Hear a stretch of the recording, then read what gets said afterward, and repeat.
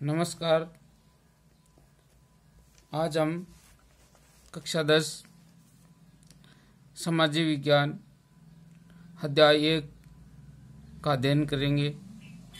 स्वर्णिम भारत, प्रारंभ से 1206 ईस्वी तक। प्राचीन काल में भारतीय लोग विदेशों में जाते थे। इसके बारे में इस अध्याय से हमें जानकारी मिलती है। समुद्र पार भारतीय प्रदेशों को द्वीपांतर कहा जाता था। सिंधु नदी में 6000 वर्ष पूर्व चलने वाले जलयानों का उल्लेख विद्वानों ने किया है। भारतीय जल व थल दोनों मार्गों से विश्व के विभिन्न देशों में पहुंचे और दर्शन विज्ञान, ज्योतिष, स्थापत्य, युद्ध शास्त्र, नीति शास्त्र, संगीत व वैदिक ग्रंथों का विश्व में प्रसार किया। इसलिए भारत को विश्वगुरु एवं सोने की चिड़िया कहा जाता था। हम बात करेंगे प्राचीन भारत जनपद काल की। महाजनपद काल 600 ईस्वी से 325 ईसा पूर्व तक। जनपद शब्द का अर्थ वह स्थान जहाँ लोग या जन निवास करते हैं, उस स्थान को जनपद कहा जाता था। महाजनपद कुछ शक्तिशाली जनपदों ने छोटे छोटे जनपदों पर आक्रमण करके और अपने में मिला लिया। उनका साम्राज्य क्षेत्र बढ़ा और विशाल रूप होने की वजह से इनको महाजनपद कहा गया। महाजनपद का अर्थ है विशाल साम्राज्य। हमें इन महाजनपदों के बारे में जानकारी कुछ ग्रंथों से मिलती है, लेकिन महत्वपूर्ण जो ग्रंथ है, बौद्ध ग्रंथ अंगुत्तर निकाय के अनुसार 16 महाजनपदों के बारे में जानकारी मिलती है। 16 महाजनपदों की सूची हमें इस प्रकार दी गई है। नंबर 1 काशी, कुरु, अंग, मगध, वज्जी, मल, चेदी, वतस, कौशल, पांचाल, मत्स्य, सूरसेन, अस्मक, अवंती, गांधार, कंबोज। इन जनपदों में शासन व्यवस्था भी अच्छी प्रकार से संचालित होती थी। हमें इन जनपदों की शासन व्यवस्था के बारे में पता चलता है कि यहाँ शासन व्यवस्था 2 प्रकार की थी। एक राजतंत्र, 2 नंबर गणतंत्र, जिसको हम लोकतंत्र या प्रजातंत्र कहते हैं। इसी संदर्भ में हम आगे बढ़ते हैं तो राजस्थान के संदर्भ में अध्ययन करते हैं। महाजनपद काल में राजस्थान को भी कई भागों में बांटा गया है। राजस्थान भी कई जनपदों में बंटा हुआ था। राजस्थान के प्रमुख जनपद जांगल जनपद, मत्स्य जनपद, सूरसेन जनपद, सीवी जनपद। बात करते हैं सबसे पहले जांगल जनपद की। वर्तमान बीकानेर और जोधपुर का जो क्षेत्र है वो जांगल प्रदेश में आता था।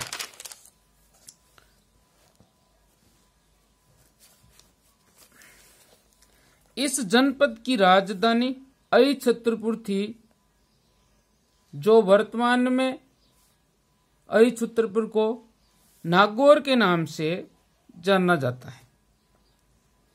अगला जो जनपद मत्स्य जनपद, ये प्राचीन जनपद है। महाभारत काल में भी इसका नाम उल्लेख आता है। जयपुर के आसपास के क्षेत्र को मत्स्य जनपद कहा जाता था। राजधानी विराटनगर थी, जो वर्तमान में बेराट के नाम से जाना जाता है। सूरसेन आधुनिक ब्रज क्षेत्र, राजधानी मथुरा, यहाँ यादव वंश का शासन था। अलवर, धौलपुर, करौली का अधिकांश भाग सूरसेन जनपद के अंतर्गत आता था। वासुदेव के पुत्र श्री कृष्ण का संबंध इसी जनपद से था।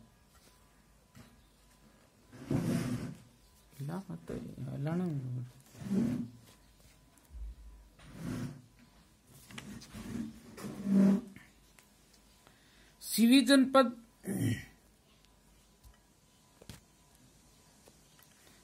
जनपद मेवाड़ क्षेत्र इस जनपद के अंतर्गत आता था। इस जनपद की प्राचीन राजधानी शिवपुर थी।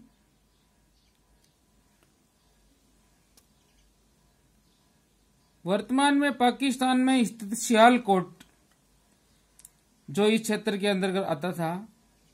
मेवाड़ के अनेक स्थानों से शिवियों के सिक्के भी प्राप्त हुए हैं।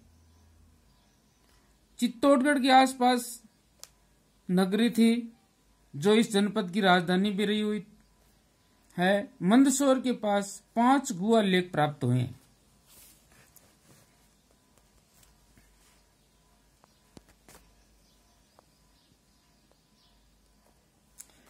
कालांतर में गुटबाजी एवं आपसी फूट के कारण इन राज्यों का पतन हुआ। आगे हम जनपदों के बारे में जानकारी और प्राप्त करेंगे। कुछ हमें प्रमुख जनपदों के बारे में बताया गया है। इनमें एक प्रमुख जनपद है मगध, जिसका आधुनिक नाम बिहार है। इस जनपद में नंद वंश का शासन था। नंद वंश का अंतिम शासक धनानंद, जो आलसी विलासी था, उसने जनता पर अधिकार भार बढ़ा दिया था। जनता करों के बोझ से दबी हुई थी। भारत की बाहरी सीमा विदेशी आक्रमणकारियों से आक्रांत थी।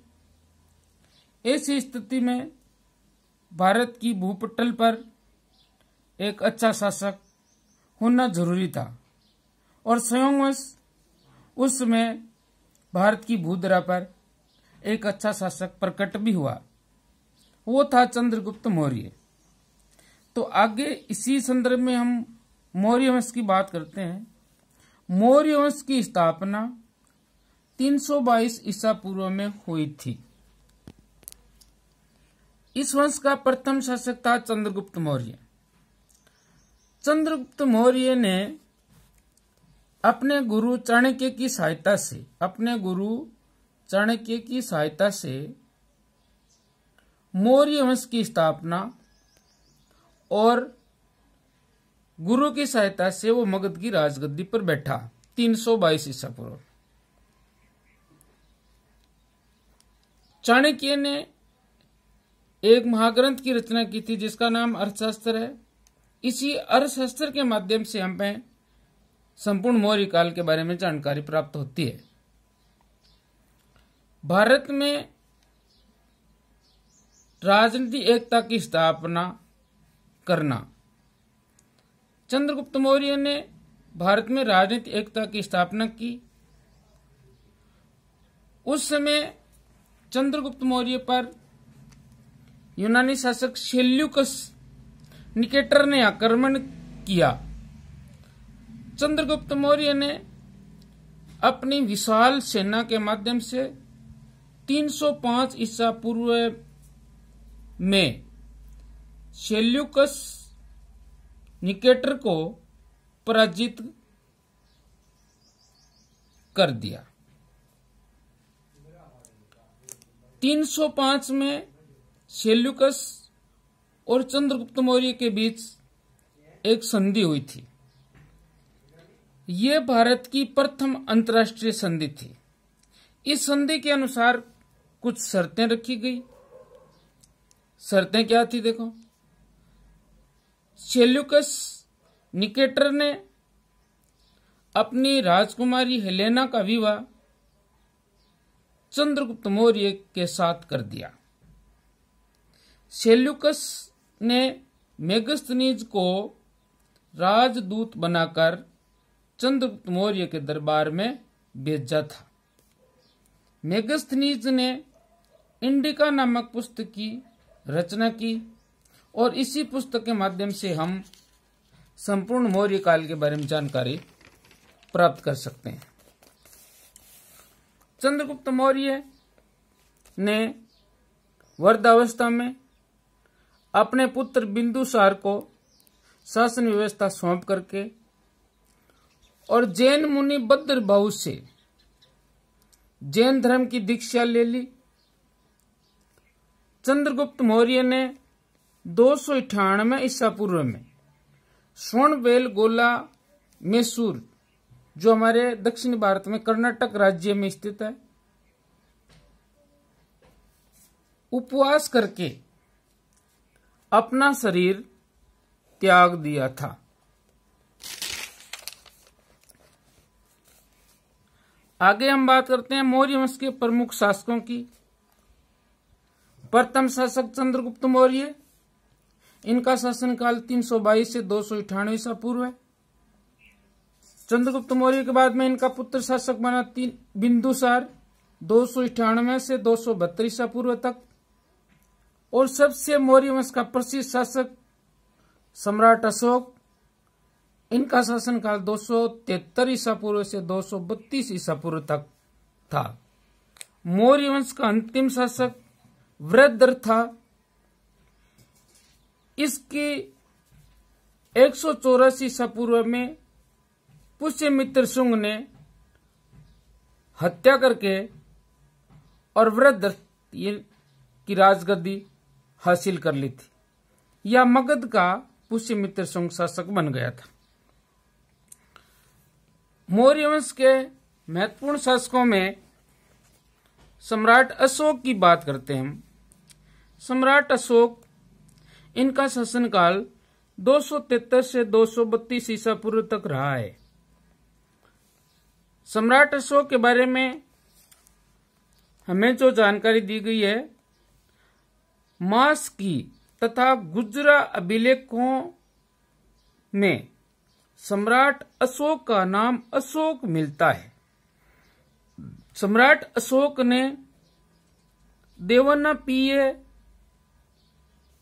और देवानापियदसी नामक उपाधियां को धारण किया था। सम्राट अशोक ने राज्याभिषेक के 8वें वर्ष में 261 ईसा पूर्व में कलिंग पर आक्रमण किया था। सम्राट अशोक ने कलिंग युद्ध के बाद भेरीघोष के स्थान पर धम्मघोष अपना लिया था। सम्राट अशोक ने बौद्ध धर्म स्वीकार करने से पूर्व राजतरंगिणी, इस पुस्तक का लेखक कलन है, के अनुसार सम्राट अशोक शिव का उपासक था।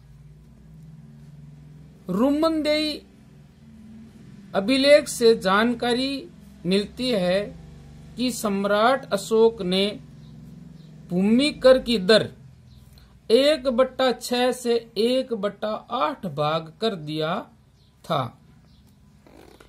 हमें पहले जानकारी दी गई है कि सम्राट अशोक ने युद्ध नीति को त्याग कर धर्म नीति को अपनाया था और उसने एक अलग तरीके से धर्म के सिद्धांत दिए थे या धम के सिद्धांत दिए थे, तो हम अशोक का धम देखते हैं। अशोक का धम, बात करते हैं धम की परिभाषा। धम, अशोक ने मनुष्य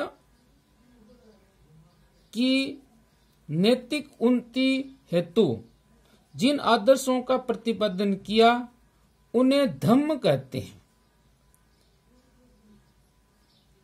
अशोक सम्राट के धम्म के जो प्रमुख आदर्श है वो एकदम सरल है। जैसे सम्राट अशोक का कहना था कि हमें दया, दान, सत्य, विश्व कल्याण एवं कर्म शुद्धि पर बल दिया था।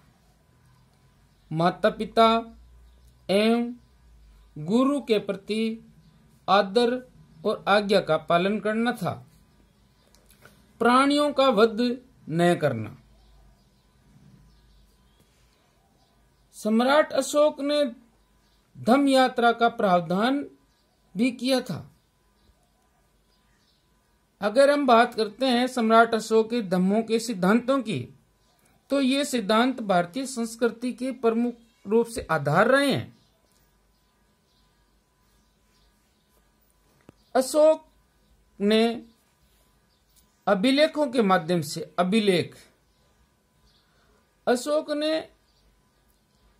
अशोक पहला शासक था जिसने अभिलेखों के माध्यम से प्रजा को संबोधित किया था। सम्राट अशोक के अभिलेख ब्राह्मी व खरोष्टी लिपि में है।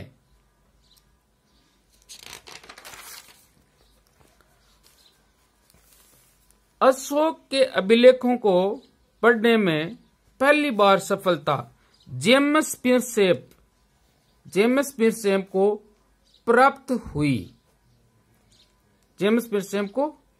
हुई।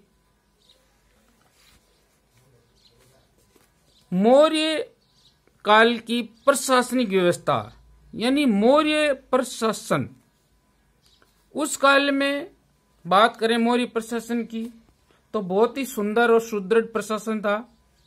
भारत में पहली बार केंद्रीकृत शासन व्यवस्था की स्थापना हुई। मौर्य प्रशासन के अंतर्गत कौटिल्य ने राज्य के 7 अंग बताए।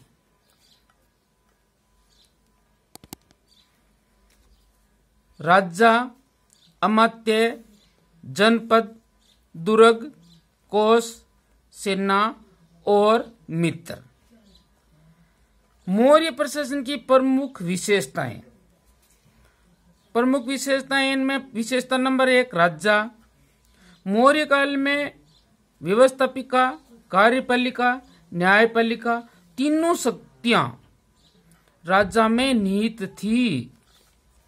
केंद्रीय प्रशासन, मौर्य काल में केंद्रीय प्रशासन 18 विभागों में या 18 विभाग में बंटा हुआ था। इन्हें तीर्थ कहते थे। तीसरी विशेषता समार था। ये महत्वपूर्ण विशेषता है। समाहर्ता नामक अधिकारी राजस्व वसूल करता था, बजट पास करता था, या वर्तमान में अगर बात करें तो समाहर्ता वित्त मंत्री होता था। कोषाध्यक्ष, अर्थशास्त्र के माध्यम से हमें ये विदित होता है कि मौर्य प्रशासन में 26 विभाग अध्यक्ष होते थे। 26 विभाग अध्यक्षों का उल्लेख मिलता है। प्रांतीय प्रशासन, मौर्य प्रशासन या मौर्य काल में 5 प्रमुख प्रांत थे। 5 प्रमुख प्रांतों में तक्षशिला, उज्जैनी, कलिंग, सुवर्णगिरी, पाटलिपुत्र। इन प्रांतों की जो शासन व्यवस्था है वो राजकुमारों के हाथों में थी। प्रांतीय शासन व्यवस्था। अगली जो विशेषता है वो नगर शासन। मौर्य काल में नगरों की शासन व्यवस्था भी अच्छी तरह चलती थी। नगर शासन व्यवस्था 6 समितियों में बंटा हुआ था। इसमें लगभग 30 सदस्य होते थे। अगली जो मौर्य प्रशासन की विशेषता वो है सैन्य व्यवस्था। मौर्य काल में सैन्य व्यवस्था सुदृढ़ थी। ये सैन्य विभाग 6 समितियों में बंटा हुआ था। सेना के जो प्रमुख भाग थे, पैदल सेना, अश्व सेना, हाथी सेना, रथ सेना तथा नौसेना। मौर्य काल में न्याय व्यवस्था बहुत अच्छी थी। न्यायालय 2 प्रकार के होते थे, धर्मस्थलीय न्यायालय, कंटक शोधन न्यायालय। अपराधी को दंड दिया जाता था, देश से निकाल दिया जाता था, सूली पर चढ़ाया जाता था, अंग भंग कर दिया जाता था। मौर्य काल में समाज 4 वर्णों में बंटा हुआ था। 4 वर्ण, ब्राह्मण, क्षत्रिय, वैश्य और शूद्र। नारी, मौर्य काल में स्त्रियों की स्थिति सुदृढ़ थी। वो राजकाज में भाग ले सकती थी। सामान्य महिलाएं वो खेतों में या बोझ ढोने का कार्य करती थी। अंत में हम बात करते हैं जनपयोगी कार्य। मौर्य काल में जनपयोगी कार्य भी करवाए जाते थे। प्रशासन के माध्यम से सड़कें बनवाई जाती थी, कुएं बनवाए जाते थे, सड़कों के किनारे पेड़ पौधे लगाए जाते थे। धन्यवाद।